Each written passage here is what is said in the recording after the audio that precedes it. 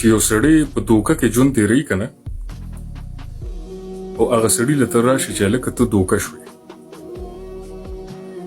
نو هغه الټه ستا دښمن کېږي.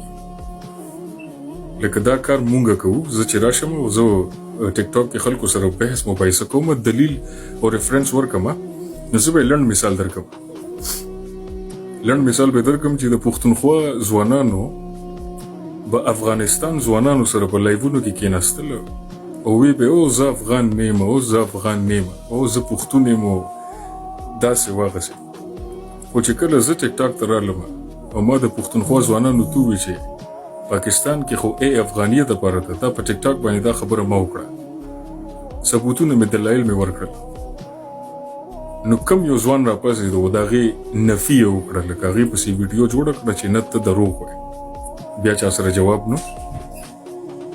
دغسې د افغانستان ځوانان چې کله پښتونخوا ځوانانو سره کېږي چې مونږ داسې د پښتونخوا د ځوانانو بې عزتي کوي نو په هغې ما دلایل وړاندې کړل. نو زما مقصد دا و د پښتونخوا ځوان د افغانستان ځوان بې عزتي ونه کړي د افغانستان ځوان د پښتونخوا د ځوان بې عزتي ونه کړي. نو د دلایلو د منطق جنګ ما ټیک ټاک ته راوستو.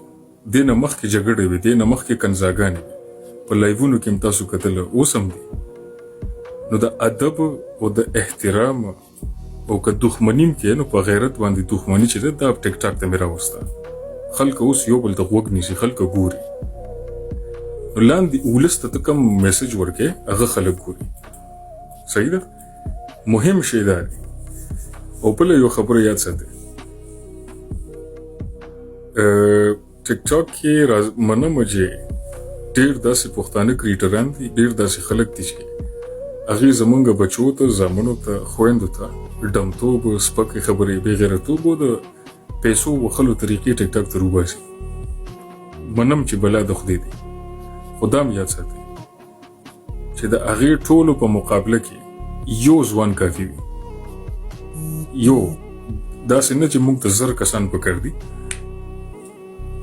یو ځوان د سلو یا د زرو بې غیرتو برابر یو ځوان د زرو کار کوي نو که زر بې غیرته دی یو غیرتي ځوان د هغې برابر دی. نو نر سړي ډېر لږ پکاري بې غیرته بلا د خدای وي خو نر ډېر لږ پکاري. صحیح ده. او امیده کېږئ مه تاسو نه امیده کېږئ مه هر سړی راځي ټیک ټاک کې ګوري چې ویډیوګانې د چا لیک شوی هر سړی راځي ټیک ټاک کې ګوري چې دا جینکۍ یو بل ته کنځاګانې کوي هلکان او جینۍ یو بل سره میچ وکړي سپکې خبرې کوي. نو موږ پښتانه دا سوچ کوو چې یاره موږ غر کو هر سړی نه امیده دی هر سړی وي موږ غر کو موږ پښتانه سپکې خبرې کوو موږ دا کوو. داسې نه ده جانان ښه. ټیک ټاک زموږ د ټولنې صرف 1% دی لکه لیټرلی 1% دی ټیک ټاک. خو ته چې کله موبایل کې ناست یې او موبایل ګورې نو تا ته ټیک ټاک خپله ټوله دنیا ښکاري. ته وایې که دا زموږ ټوله پښتنو ټولنه ده دا زموږ د ولس صرف 1% دی. زموږ ټولنه تباه نه ده. زموږ ټولنه کې په ژوند کې سپکې خبرې کنځاګانې دا شي نه نشته دی. خو چې کوم سپک خلک دي هغه ټیک ټاک ته رالله. صرف په دې پام وساتئ په دې یاد وساتئ لکه